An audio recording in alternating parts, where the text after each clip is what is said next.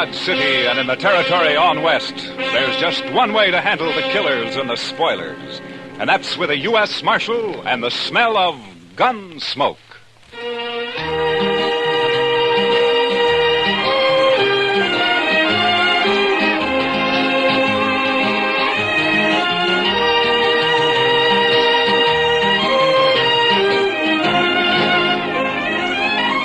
Gunsmoke, starring William Conrad.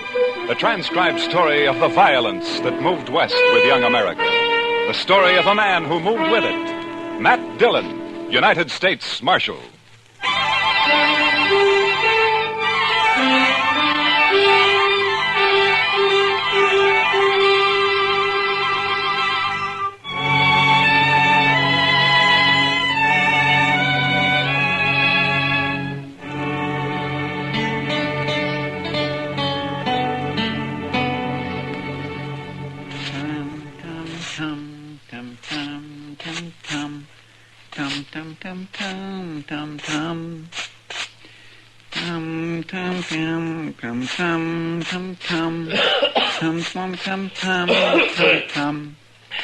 Chester, do you have to do that? You're just stirring up a lot of dust. Well, cleanliness is next to godliness, Mr. Dillon. Yeah, I know, Chester, but all you're doing is getting it off the floor into the air. Man can hardly breathe in here.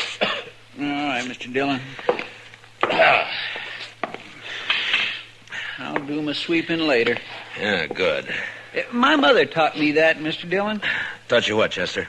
That cleanliness is next to godliness. She was a fine woman, too. Oh, look, Chester, it's a good saying, and it's probably true, and I got nothing against your mother, except that she also should have taught you how to sweep. Well, maybe she just didn't have the time, Mr. Dillon. You see, there was an awful lot of us, and what with chores and... Oh, hello, Doc. Come on, I'll buy you a drink. What? Doc said he'd buy you a drink, Mr. Dillon. He really said that? You coming? Doc, you got to quit throwing your money around the way you do. Maybe you don't need a drink. No, wait a minute, Doc. I'm with you. I'll tell you all about it when I get back, Chester. I'd be mighty interested, Mr. Dillon.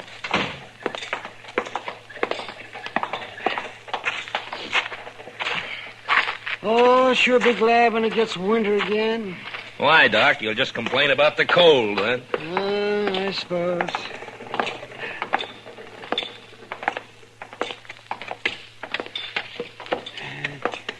You go sit with Kitty, Matt. I'll bring a bottle of Irish over. Okay, Doc.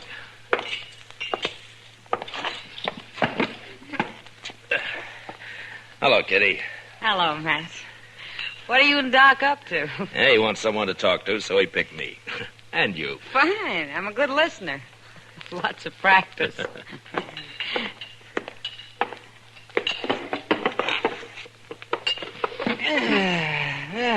Nice. You like Jameson's, don't you, Kitty? Sure, Doc. What are we celebrating? Let's see here. We'll drink to a fella that you don't know. Cain Vestal. Well, here's to him. Yeah? Here's to him. Yes, he'll be dead in a couple of months. What? That's what I told him. What do you mean, Doc? Well, I'm not the only one who's told him that. I'm just the last. Well, who is this Cain Vestal, Doc? Oh, he's just a fella. Came in on the train last night, leaving for Arizona tomorrow. Huh? That's where he's going to die, in Arizona. He's a musician. He plays the guitar, he tells me. Well, how's he going to die? Consumption. He's got it bad. I'm the last doctor who's going to ask about it, he says. Poor fella. Yes, climate out there, keep him going for a little while longer. I don't know. He's such a sad man for some reason. Well, who wouldn't be, Doc? No, Kitty. I think Cain's been sad for a long, long time.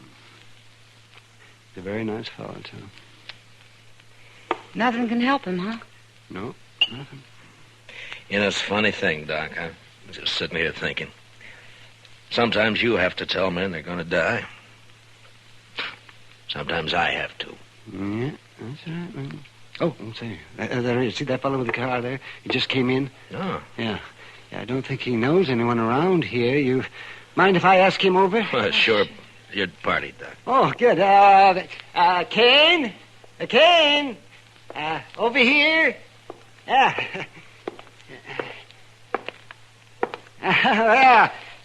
Sit down. Sit down. Cain, this is Kitty. Hello, Miss Cain. Kitty. This is Marshal Dillon. Hello, Marshal. Pleasure to meet you. He's doing it, yeah. There we are. Have a drink. Well, thank you, Doc. This your first trip west, Cain? Yes, Marshal, it is. Oh, well, where are you from? Why, no place in particular, Miss Kitty. I seem to spend most of my life on the Mississippi River. I thought you were a musician. I am. I was hired to ride the river boats and play my guitar for the passengers. Oh. Well, at least you've had a constant change of scenery. After 20 years of going up and down that river, it got pretty familiar, Marshal. Well, Cain, I knew a young fella back in St. Louis before the war, and he was learning to be a river pilot. Say, I wonder if you ever ran into him. Name of Clemens, Sam Crevens? No, Doc, I don't believe I did. Oh, he was a very amusing fella. He was just chock full of stories.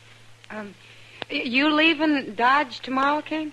I'm headed for Arizona, Miss Kitty. No reflection on Dodge, though. If you hit a place out there called Tombstone, I wish you'd look up Virgil Earp for me. Tell him I sent you, huh? Thanks, Marshal. I'll do that. Say, Cain, I wonder, could I ask you a favor? Why, certainly, Miss Kitty. Anything at all. Or would you play something for us? I had an idea that's what it'd be. Anything in particular? Oh, play something you like, Cain. Another girl I knew used to like this one.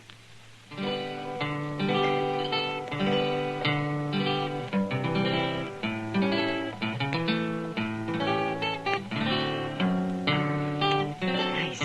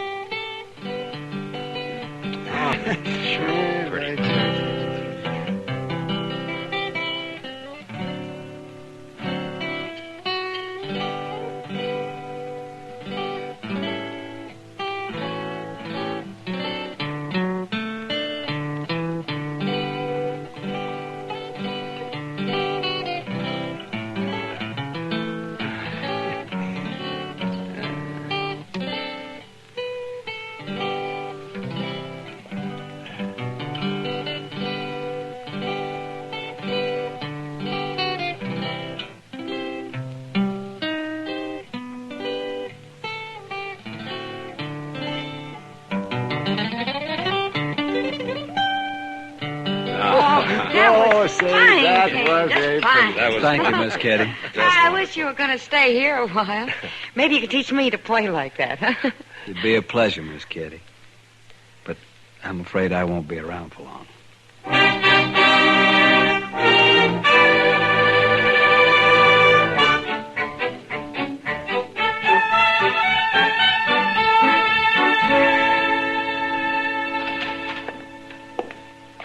Morning, Mr. Dillon. It's noon, Chester. Yes, sir, I know, but you went off with Doc yesterday, so I figured I had a little time coming today. Well, that depends on how you spent it. Now, if you've been gambling, I am... Now, Mr. Dillon, you know I never gamble. No, sirree. I was out helping a fellow learn to shoot a 6-gun, that's all. No? You mean there's a man in Dodge who doesn't know how? This fellow don't. Never had one in his hand before. He's a musician. What? Plays the guitar, he told me. You mean Cain? Cain Vestal? Yes, sir, that's his name. Nice a fellow as you'd ever want to meet. Yeah. But he was supposed to leave on the stage this morning. And what's he done with his 6-gun anyway? Well, I don't know, Mr. Dillon. He just come by here early this morning and asked me if I'd teach him. Now, where'd he get the gun? Said he'd just bought it. Anything wrong, Mr. Dillon? No. It just doesn't add up somehow, that's all. Oh, well, he won't cause any trouble. He's not the sort. You never know, Chester. No, sir. And my Kitty looks pretty this morning. She's got a yellow parasol, Mr. Dillon. Kitty? Oh, I think I'll go see her for a minute. I'll be right back, Chester. Yes, sir, Mr. Dillon.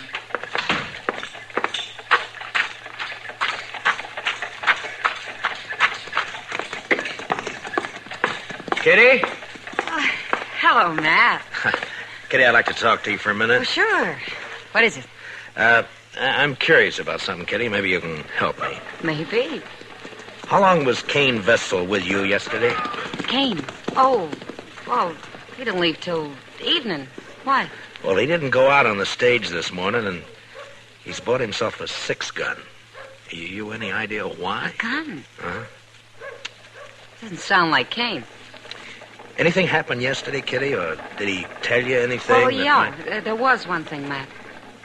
Joel Adams and a couple of his men came in. Yeah? Cain got pretty upset when he saw him had a bad coughing spell. Oh? Later, he asked a lot of questions about Adams. Well, what'd you tell him?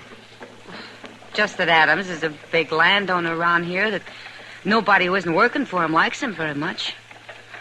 That's all I know, anyway. Yeah. They didn't talk, Adams and Cain. No. I don't think they even know each other. Well, anyway, he sure isn't the sort to be packing a gun. Oh, you'll just get into trouble, Matt. Yeah. Where's he staying, did he say? Dodge House, I think. Yeah. Thanks, Kitty. I'll see you later.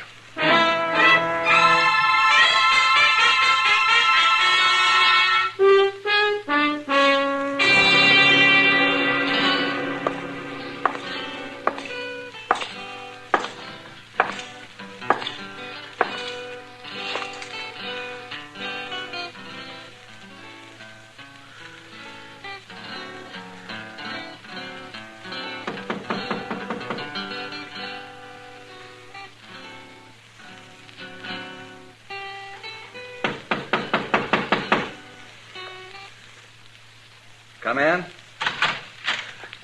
Hello, Cain. Why, Marshal Dillon. Come in, come in. Thank you. What can I do for you, Marshal? I thought you were leaving Dodge on the stage this morning. Well, I was, Marshal, but I changed my mind. You know how it is. Sure, Cain, sure. Now, we're glad to have you around. I'm just curious, though. Your staying have anything to do with that gun you bought this morning? Oh, Chester told you. I thought he would. He's a good teacher, Marshal. Yeah. But that doesn't answer my question. Do I have to answer it? I'm just trying to help you, that's all. Yeah, I appreciate that, Marshal, but I'm afraid there's nothing you can do. Look, Cain, you're new in this country. A man like you just can't pick up a 6-gun and call himself a fighting man. Not and expect to live through it. I certainly lay no claim to be a fighting man. Then why did you buy that gun? There's no law out here against a man having a gun, is there, Marshal? No? But any man who carries one is expected to use it when the time comes. You'd be a lot safer without one. Being safe doesn't mean a whole lot to me, Marshal. Not now. Yeah, I know. Doc told me. What's it all about? It's a long story. And an old one, I suppose. I'd really rather not talk about it. I can't force you to. But tell me this. Does it have anything to do with Joel Adams? Yes, it does, Marshal. I'm going to kill him. When? I don't know. Anytime. Well, why? That's the long story I mentioned. All right, Cain. But if you try to face him, he'll kill you before you got that gun halfway out of your belt.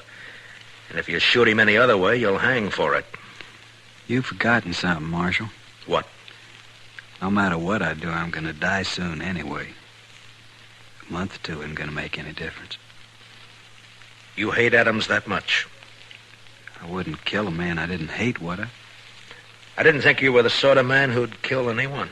Only Joel Adams, Marshal. Then I gotta warn him about you. Well, I understand, Marshal. It's all right.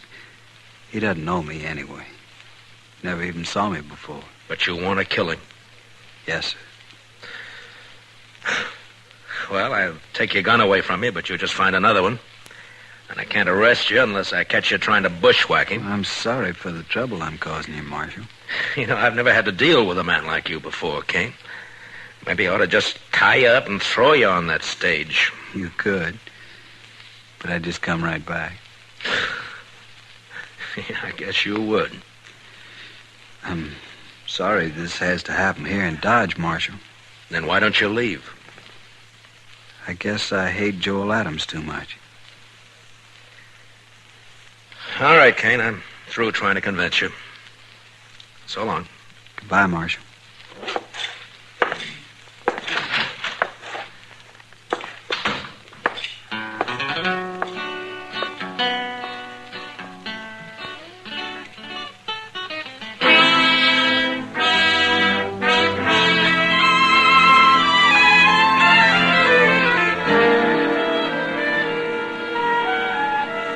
I never heard of Cain Vestal, Marshal. I never saw him before last night. You must have known him somewhere, Adams. You're trying to make me out a liar, Marshal.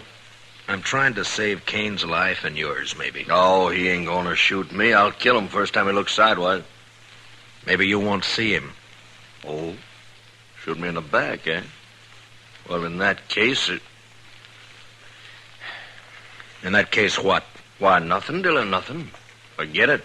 If Cain's shot in the back, you'll be the first man I'd take in, Adams. I don't even know him. Why should I shoot him? I'm only warning you. Well, just leave me be, Marshal. I can take care of myself. See that you do, Adams, and only yourself. Why, sure, Marshal. Only I don't much like the idea of some stranger gunning for me. Makes me sort of uneasy. There must be some reason for it. Don't start it again, Marshal. Ain't no reason. I know you've led a blameless life. You never hurt anyone. I did told Adams? you twice There are now, men Billy. around here who'd shoot you on sight if they thought they could get by with it. I don't think you were ever any good, Adams, so don't tell me Cain's got no reason. I don't You're believe it. pushing me now, I'm Marshal. tired of your talk, that's all. Maybe it's true you don't know him, but he sure knows something about you. Well, then I wish you didn't. That's all I got to say. Well, just keep out of his way. Give it a little time, and maybe there won't be any killing at all. Why, sure. All the time in the world. All right, Adams. I've done all I can. Just don't worry about me. I'm not. Then goodbye, Marshal. Goodbye.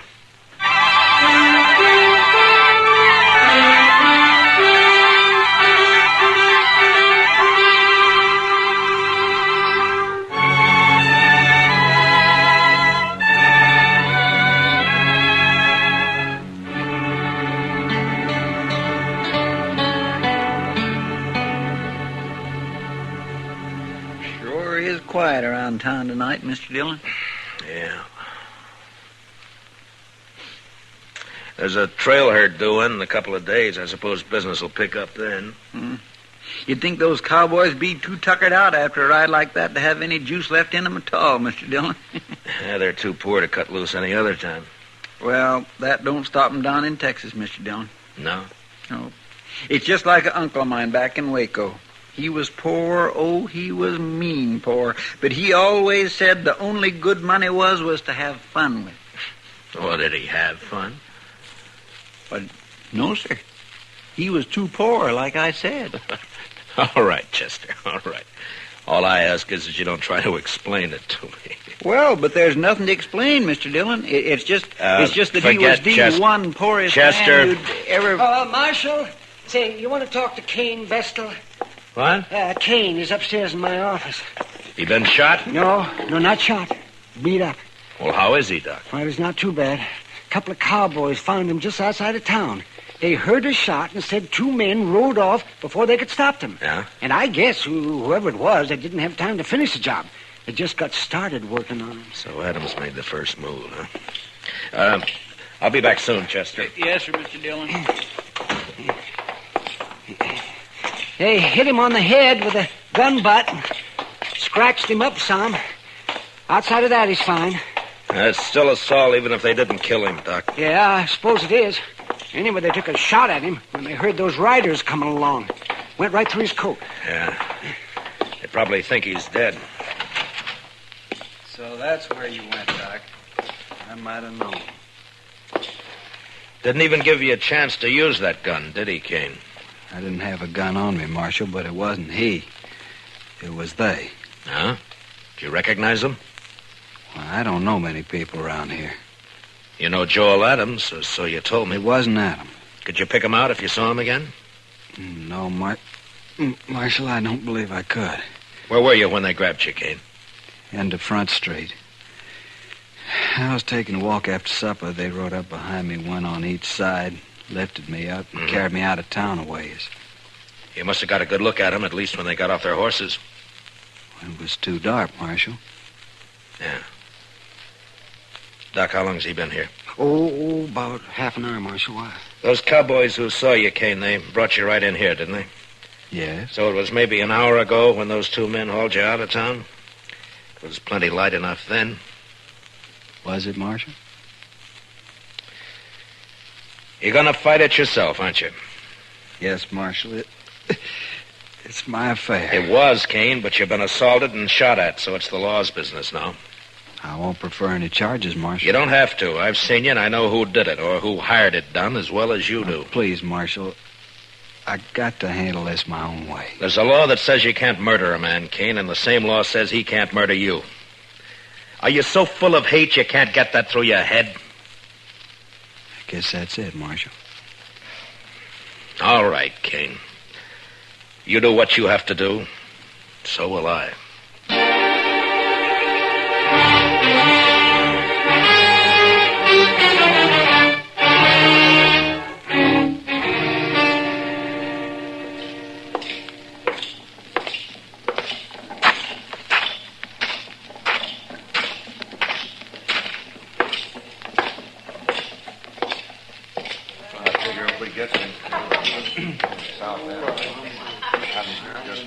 Hello, Adams.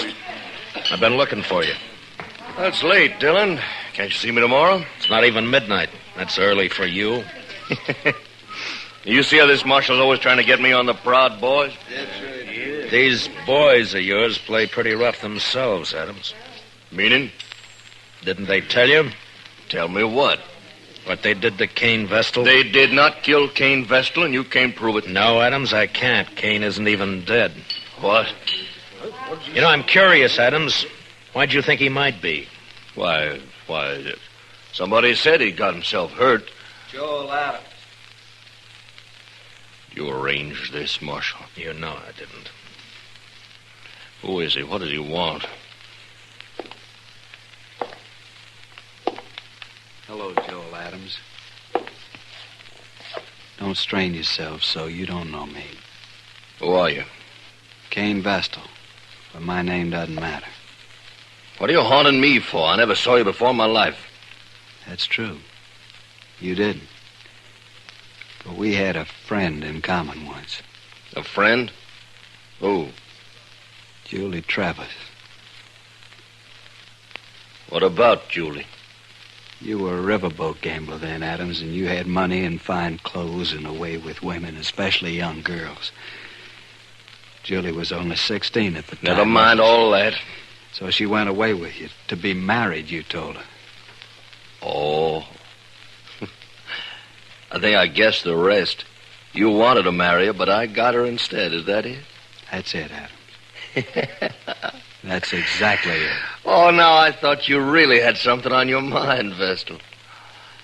Well, all right, why don't you get out of here and quit bothering people while you can still walk? Julie killed herself, Adams. She committed suicide. What? You didn't know that, did you? Well, it's got nothing to do with me. Because you never married her after all. It was just a year after you abandoned her in New Orleans. I think it has a lot to do with you, Joel Adams. What are your plans, mister?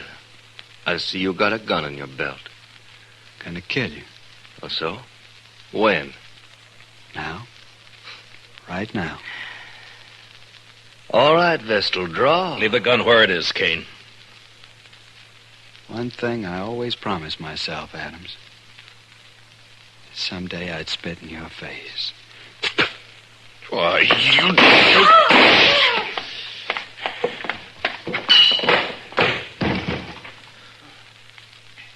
Give me the gun, Adams. There. He's dead. Well, he was going to kill me. You heard him. He wanted you dead, Adams, any way he could manage. I know it. That's what I say. You're under arrest for murder. What? It was a gunfight. Cain never even moved for his gun. Well, then I'll hang for this. He couldn't have got me any other way. No, don't suppose he could have. I remember the river gamblers used to say, don't matter how you win, so long as you win. That Cain should have been a gambler. Maybe he was. Come on, let's go.